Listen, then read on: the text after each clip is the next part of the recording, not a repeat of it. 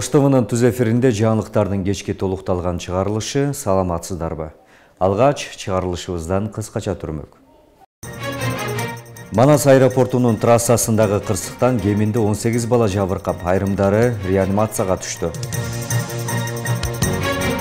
Кыйноого кабылдым деп кайрылган жарандардын саны боюнча Бишкек шаары жана Ош облусу алдыңкы орунда турат. Аталык милдеттен качкан көкүк аталар алиментти төлөбөй 50 000 эркек чет өлкөгө качып кеткен. Кыргызча аталышты колдойсузбу? Кыргызстандагы бир район жана 3 айылдын аталышы өзгөрдү.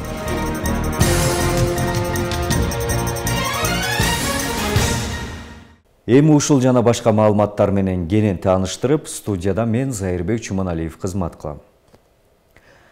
Манас аэропортунун трассасындагы кырсыктан кеминде 18 бала жабыркаганын номер 3 балдар ооруканасынын башкы дарыгери Акылбек Маманов билдирди.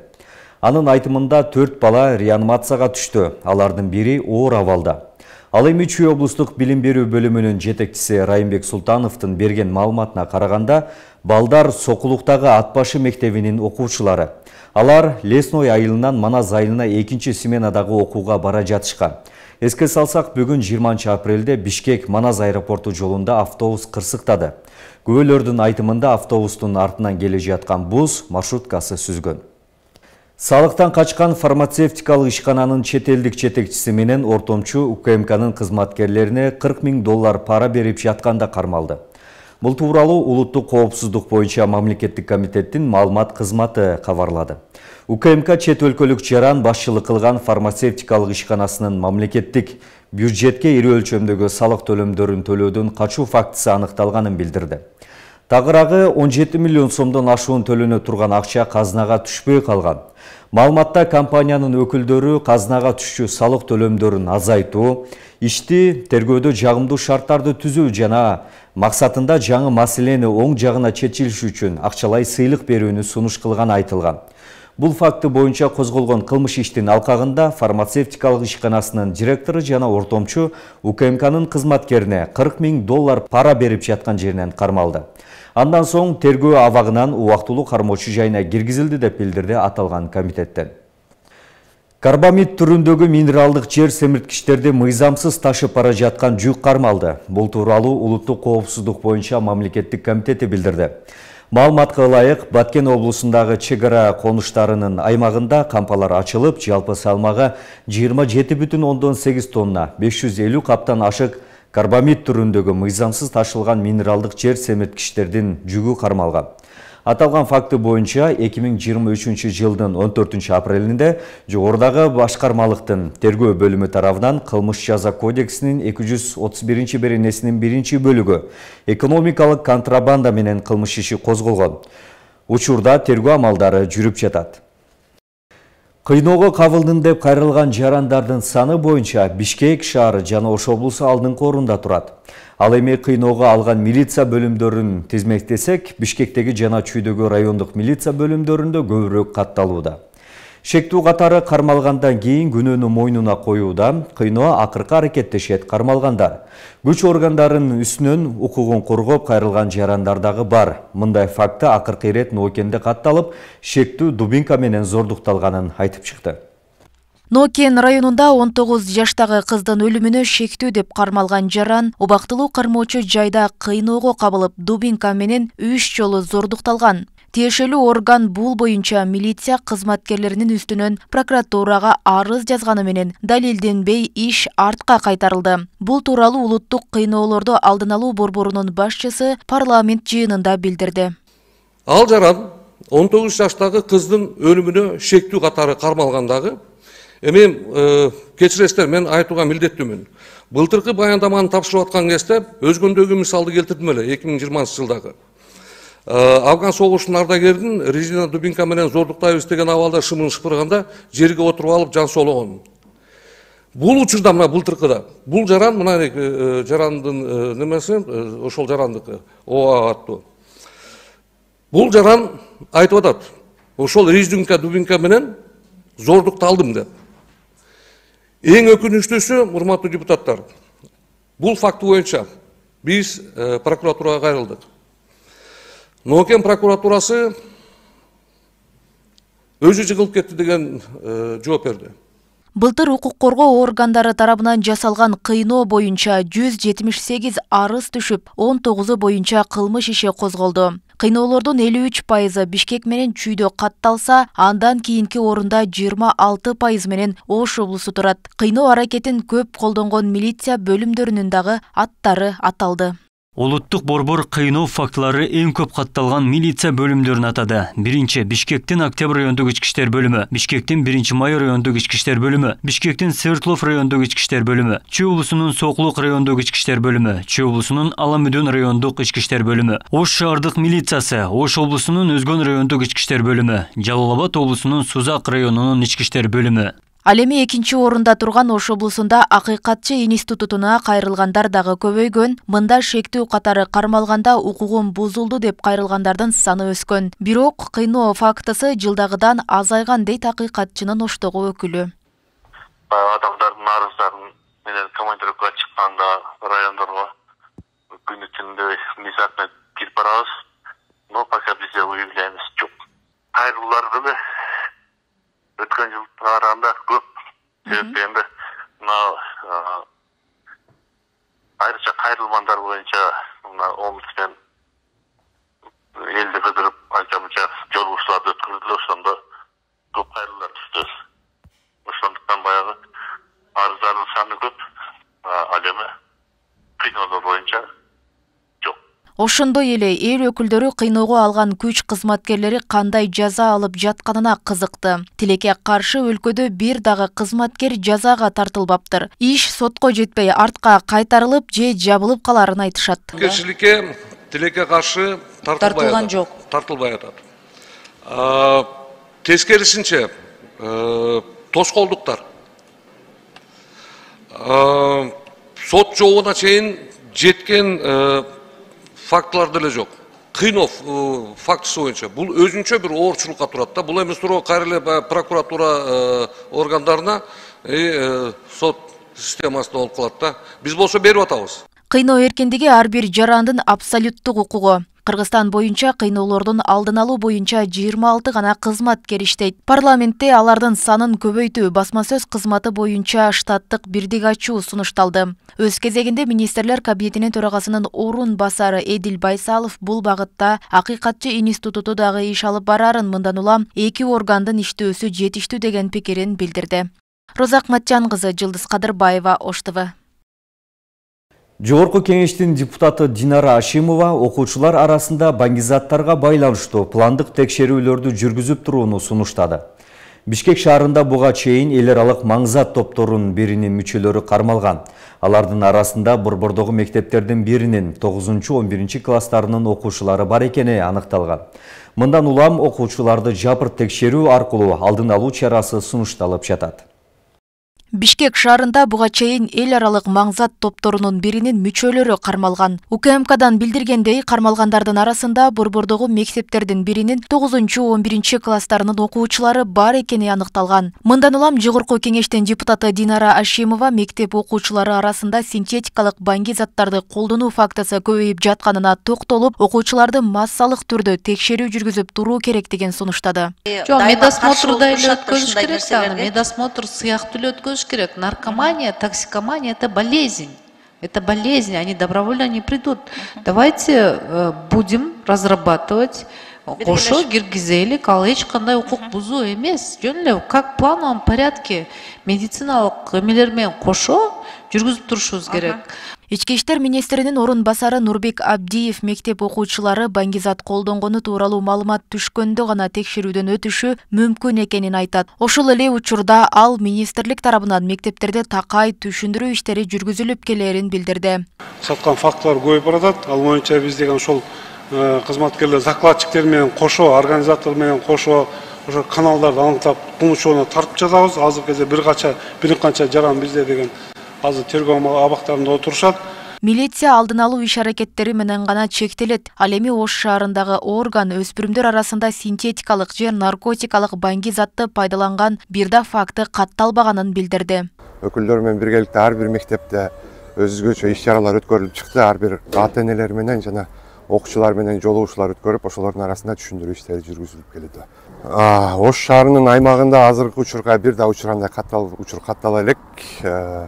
Эми буюрса мындан ары дагы мындай түшүндүрүү иштерин алып барып, мындай учурларды каттатпоого аракет кылып атабыз. Деген менен милициянын бул маалыматы наркология борборундагы дарыгерлер берген маалыматка дал келбейт. Себеби акыркы жылдары наркоманияга кабылып кайрылган өспүрүмдөрдүн саны өскөн. Алардын баары анонимдүү түрдө дарыланат. Дарыгер көбүнчө ата-энелер каттоого алынып калуудан коркуп, жеке клиникаларга кайрылууну туура көрүшөрүн кошумчалады. Демек, каттоого алынбагандыктан так санын чыгаруу мүмкүн эмес. Мектептерде өспүрүмдөрдүн арасында медосмотр жылына бир жолу эмес, 2 жолу өткөзүлүш керек. Себеби өспүрүмдөрдүн арасында азыр аябай көп колдонуучу жаңы молодежный химический синтетический наркотиктер болуп атат. Анын түрлөрү көп. Негизги бул Ош шаарында колдонуп аткан бул туз, жанагы раскладка менен сатылган көп бетаптар, көбүнчө өспүрүм балдар ата-энесинин коштоосунда кайрылышат. Окуучуларды массалык текшерип туруу сунушу парламентте көтөрүлүп, саламаттык сактоо билим берүү министрлигинин өкүлдөрүнө сунуштама берилди. Бирок алар качан башталары, сунуш толук ишке ашабы жокпу, так жооп узатышкан жок. Эске салсак, өткөн жылы кылмыштардын бирдиктүү реестрине баңгизаттарга байланышкан 1248 кылмыш иши катталып, мыйзамсыз жүгүртүүдөн 6 тонна 852 килограммдан ашуун баңгизат алынган. Роза Акматжан кызы, Жылдыз Кадырбаева, Ош ТВ.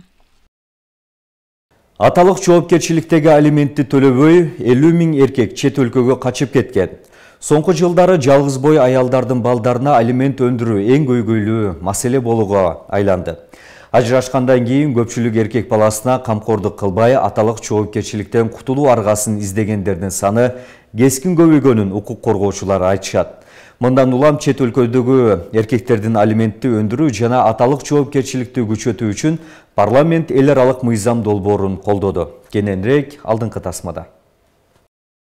7 жылдан бери бир баласына алимент ала албай жүргөн Майдина Каримова барбаган укук коргоо органы калбаган. Экинчи турмушундагы күйөөсү алименттен кутулуу үчүн жашаган жерин дагы өзгөртүп салган. Айласы кеткен жалгыз бой эне адвокат жалдап соттошууга өткөн. Майдина айым сыяктуу каражатты өндүрө албай жүргөн жалгыз бой аялдар миңдеп саналгандыктан жоопкерчиликсиз эркектерге мыйзамдуу чаралар жетишсиз экенин айтат. Чекene pulum ketdi da advokatda o'ziga murdada advokatimga o'zi 50 000 pul hashladim. Keyin aliment o'ziga 50 000 акча hashladim. Алимент өндүрүү аябай эле түйшүк жаратты. Экинчи турмушумда дагы күйөөм бизди алдап, аталык милдетин толук аткарган жок. Мен аны менен соттошуп, жактоочуларга дагы көп акча кетирдим. Азыр энди үйгө барып карайын да, мен үйүмдөн ham чырайлы да. Яна ашында ham акча жок, иштемейапман, пул жок да. Шундан чыкмайапты башы. Көпчүлүгү чет өлкөгө чыгып кетип калып, мына келген жокпу. Бул аябай көйгөйлүү маселе да. Анткени көпчүлүгү чет өлкөгө чыгып кетип калып, мына алименттерин ала албай жүрүшөт. Анан бизге да кайрылышканда ушул боюнча кантип өндүрсөк болот, кимге кайрылсак болот депчи. Ушул алимент төлөөчүлөрдүн дагы ушул боюнча санарип өткөндөн кийин аларды дагы алимент төлөөчү кайсы банк счеттору болсо, ошолордун баардыгын реестрге жайлаштырып, чет мамлекетте жүргөндөргө аларга дагы мындай ыңгайлуу болот да, банк аркылуу которуп койгон үчүн ошолорду мындай башынан аягына чейин толук алып барышыңыздар керек болуп атат да. Сот департаментинин маалыматы боюнча 59 000ден ашуун ата балдарына каражат төлөө милдеттендирилген. 50 000ге чукул эркек азыр жоопкерчиликтен качып чет өлкөдө жүргөнү маалым болгон. Ал эми алиментти бир гана аталарга эле эмес, апаларга дагы милдеттендирилген. Эркектерден айырмаланып, балдардын апасы милдеттүү каражатты убагында төлөп берип турат. Бул маселе коомдогу эң орчундуу көйгөйгө айланып жаткандыктан эл аралык мыйзам долбоорун тез арада ишке киргизүү зарыл дейт аткаминер. Азыркы убакта 50 000ге жакын ошол алимент төлөбөгөндөр жүрөт чет мамлекетте. Ошондуктан биз ушул келишимге кирсек, биз ошол 50 000ди ошол боюнча жумуш алып барсак болот да. Сиздер кандай жүргүзөсүздөр? Азыр же бирдиктүү реестр алып барып, ошолордун алимент төлөөчүлөрдүн фамилияларын киргизип, анан канча карызы бар экенин, алар канча төлөш керек экенин мындай бир маалымат алса болобу бир сайттардан же башка жактардан? Бул судебный департаменттин өздөрүнүн немесинде маалымат толугу менен ар бир киши боюнча бар. Ошол эгерде бул келишим кабыл алынса, бүт чет өлкөлөргө бүт баягы тизме боюнча жиберилет. Укук коргоочулар алименттен качкан эркектер арбын экенин ырастап, көпчүлүк аялдар өндүрө албай калып кетерин айтышат. Алиментти алууда сот аткаруучулардын кайдыгерлиги дагы тоскоол болот дешет. Жоопкерчиликти күчөтүү үчүн алименти бар эркектерге чет өлкөгө чыгышынан тыюу салып, мыйзамдуу чараларды күчөтүү зарылдыгын белгилешет. Мыйзамдар турмуш жолуна ашпай жатат да, ашпай жанакындай чыгып кеткенден кийин ошол алименттин өлчөмүн эсептесе, менде бирөө бар да, бир факты бар. 700 канча миңден бизге качып баса берет бияка. Бияктан эптеп алып келсек, бул жерден ал жакка качып кеткен учурлар болду да. Же барсаң, мен айтат, менде Кыргызстан жаран эмесмин, такой сокой. Ушундай да, даректерин алмаштырып качып, баягы ортодо ошол бала багуучу жубайга кыйын болот экен да. Алимент төлөөчүлөрдүн тапкан кирешесинин 10%-дан ашууну баласына ажыратуу талабы бар. Бирок балдарынан каражат төлөөдөн качып айлык маяналарын аз кылып көрсөткөн аталар дагы жок эмес. Кыргызстанда алимент төлөөдөн баш тартып, издөөдө жүргөндөрдүн сүрөтүн жана жеке маалыматтарын жарыялоо мыйзамы 2019-жылы кабыл алынган. Анын алкагында сот департаментинин сайтында карызкор алиментчилердин реестри түзүлгөн. Бирок ал учурда иштебей турат. Парламент 2007-жылдын 23-ноябрында Гаагада кабыл алынган балдарга алименттерди өндүрүү алуунун эл аралык тартиби жана үй бүлөнү багуунун башка формалары жөнүндө конвенцияга Кыргыз Республикасынын кошулуусу тууралуу мыйзамдын долбоорун экинчи окууда колдоду. Абдумалик Базарбаев, Бектур Мойдонов, Ош ТВ.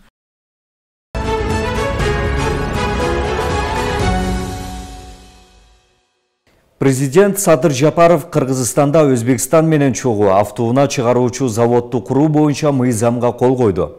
Бул тууралуу Азаттык мамлекет башчынын сайтында 20 апрелде чыккан маалыматка шилтеме берүү менен билдирди. Бул документтин кабыл алынышы өлкө аймагында жеңил жана коммерциялык техниканы чогултуу өндүрүшүн уюштуруу боюнча инвестициялык долбоорду ишке ашырууга мүмкүндүк берери айтылган. Долбоорду Кыргыз Республикасында ишке ашыруу республиканын автомобиль өнөр жайын өнүктүрүүгө, өнөр жайдын үлүшүн көбөйтүүгө жана автомобиль паркын жаңылоого, 2000ден ашык жаңы жумуш орундарын түзүүгө, автотранспорт каражаттары үчүн компоненттерди чыгаруу боюнча жаңы өндүрүштөрдү түзүүгө түрткү берип, аны менен өлкөнүн экономикасынын өнүгүү динамикасына оң таасирин тийгизет деп жазылган маалыматта. Жогорку кеңеш бул мыйзам долбоорун 15 мартта кабыл алган. Ал быйыл 27 январда Кыргызстан менен Өзбекстандын өкмөттөрүнүн ортосунда автомобиль жана коммерциялык техника өндүрүүнү уюштуруу боюнча макулдашуунун негизинде каралган. Макулдашууда заводду куруу үчүн 3 этапта иштей турганы, алгач 500 жумуш орунду түзүү менен 10 000 даана унаа чыгаруу каралган. Кийинки этапта жумуш орундарын көбөйтүп, унааны чыгарууну 30 000ге жеткирүү жазылган. Кыргызстандагы 1 район жана 3 айылдын аталышы өзгөрдү. Алар Ош, Талас жана Нарын облустарындагы айылдар. Анда Таластын Карабуура району Айтматов болуп өзгөрдү. Мыйзамга президент Садыр Жапаров кол койгон. Ал эми эксперттер совет учурундагы аталыштарды кыргызчалатууга мезгил эчак келип жеткенин белгилешүүдө. Ош шаарындагы бир канча көчөлөрдүн аттары башка тилдерде аталып келет. Алар Яшылар, Матросов жана башка көчөлөр. Ал эми көчөлөргө ыйгарылган аттардын маани-маңызын көпчүлүгү аңдап биле бербейт. Мындан улам коомчулук аталыштарды тарыхый, нукура кыргызча аттар менен оңдоп коюу зарыл дешет. Эми мисалы үчүн Оштун чекесинде чоңойгон кызмын, Төлөкүндөчү. Азыр биз менен Бирадыр деген жерге чыксак, Лермонтов, Пушкин, Пучегин, ошолор эми Лермонтов менен Пушкинди биздин башыбызга сиңирип койгон. А кээ бир немелерди биз түшүнбөйбүз деле. Ош шаарында өзбекче, орусча эмес, кытайча көчөлөр деле бар экен да. Алайский көчөдөчү мен аны көрүп эсим алды да. Жакшы аттарды койсо, балага деле жакшы аттарды, жакшы тилектерди тилеп коебуз го. Ошого окшотуп көчөлөрүбүзгө деле жакшы аттарды койсок, ал өзүбүздөн эле паркыбыз болор. Эми албетте ол илгерки орустардын аттары эми калыш керек да. Бул тарых, өзүбүздүн ата бабаларыбыздын аттары бар. Баатыр болгон, ушундай кыргыз чарбачылыгында башка тармактарда иштеген улуу адамдар бар. Наваи парк. Караңыз эми. Мындай кыргыз тили менен айтканда бу жерде бир жакшы сингармонизм болбой атат да. Анан эми албетте Кыргызстанда кыргызча ат коюлуш керек да. Кээ бир көчөлөр дагы эле орусча. Ал арада өлкө башчы Садыр Жапаров айрым аймак айылдардын аталышын өзгөртүү тууралуу мыйзамга кол койду. Ага ылайык Талас облусундагы Кара Буура району Айтматов болуп алмашты. Аталган райондогу Чимген айылы Чолпонбай болуп өзгөрдү. Анткени СССРдин баатыры Чолпонбай Түлөбердиев аталган айылда жарыкка келген. Нарын облусуна караштуу Кочкор районундагы Коштөбө айыл аймагынын аталышы Ормонхан болду. Оштун ноокатындагы Борбаш айылы мындан ары Кайрагач деп аталат. Кыргыз мамлекеттүүлүгүнүн өнүгүшүнө салым кошкон адамдар бар. Ошолордун аттарын берсе болот. Анан ким айыл өкмөт болсо эле анын тууган атын ошо көчөгө атын коюп коюп, же бир колхоздун бригадиринин деле атын көчөгө коюп кое берген болбойт да. Не деген легендарлуу залкар инсандар бар, ошолордун аттарын көчөлөргө берсе болот. Президенттин саясаты, максаты туура, бирок аны жанагы толук кандуу ишке ашырууда жергиликтүү бийлик өкүлдөрү туура эмес чечим чыгарып коюп атышат да. Алмаша турган жерди алмаштырбай турган жерлерди алмаштырып коюп, анан коомчулукта нааразычылык пайда болуп атат. Бийлик мындай кадам тарыхый инсандардын атын төөлүккө калтыруу үчүн жасалып жатканын айткан. Аталыштарды өзгөртүүгө 8 миллион сом керектелет. Каражат жергиликтүү бюджет жана демилгени көтөргөндөр тарабынан бөлүнмөкчү. Ал эми тарыхчы Жолдошбек Бөтөнөев облус совет учурунда көчөлөргө берилген аттарды кыргызчалатуу зарылдыгын айтат. Ошол эле учурда көчөгө же айылга ат берүүдө өлкөнүн өнүгүүсүнө салым кошкон адамдардын ысымы ыйгарылыш керек деп эсептейт. Бардык жагынан үлгү болуп, Кыргызстандагы 100дөн ашык улутка биз кыргыздар үлгү болуп, анан ошолордун баарын башын бириктирип, идеологиялык саясат кылып, көчөнүн атын, жер суунун аттарын бардыгын кыргызчалашыбыз керек. Кеч калдык, өтүп кетти убакытчы. Эч кандай бир тайсалдай турган коркото турган эч нерсе жок. Биз өзүнчө эгемендүү мамлекетпиз. Биз өзүбүздүн территориябыздагы биз өзүбүз чечебиз, кайсы көчөгө кимдин атын беребиз. Аны кыргыз мамлекетинин ээси, кыргыз бийлиги, кыргыз эли чечиш керек да. Бул жерде эч кандай улутчулдук, бир улуттан экинчи улутту жогору коюу деген нерсе жок. Мисалы Түркияга барсаңар баары түркчө, Кытайга барсаң баары кытайча, Россияга барсаң баардыгы орусча, туурабы? Буга чейин президент Садыр Жапаров Баткен облусундагы 3 айыл аймактын жана 10 айылдын аталышын өзгөртүү тууралуу мыйзамга кол койгон. Кыргызстанда айыл аймак район жана облус аттарын жапырт кыргыз тилинде атоо 1991 жылы эгемендикти алгандан тарта башталган. Өткөн жылы министрлер кабинети айрым район айылдардын аталышын өзгөртүп, өлкөнүн белгилүү инсандарынын ысымын ыйгарууга багытталган мыйзам долбоорун сунуштаган. Мыйзам долбоору ушул жылдын башында февралда 3 окууда жактырылган. Алмагүл Эркебайкызы, Жылдыз Кадырбаева, Ош ТВ. Президент Садыр Жапаров эртең 21 апрелде майрамдык айт намазга катышат. Бул тууралуу президенттин маалымат катчысы Эрбол Султанбаев Фейсбуктагы баракчасына жазды. Маалыматка караганда Ороз айтты майрамдоо күнүндөгү салттуу айт намазы эртең 21 апрелде саат 7:00 эски аянтта башталат. Эскерте кетсек, Ош шаарында айт намаз борбордук аянтта өтөт. Мындай чечимди жергиликтүү бийлик кабыл алган. Майрамдык намаз 21 апрель күнү эртең мененки саат 7:30 башталат. Мына ошол маалыматтар менен бүгүнкү чыгарылышыбызды жыйынтыктайбыз. Кечиңиздер көңүлдүү улансын. Мен сиздер менен коштошом. Ал эми түз эфирибиздин жүрүшүн Дүйнө кабарлары улантат.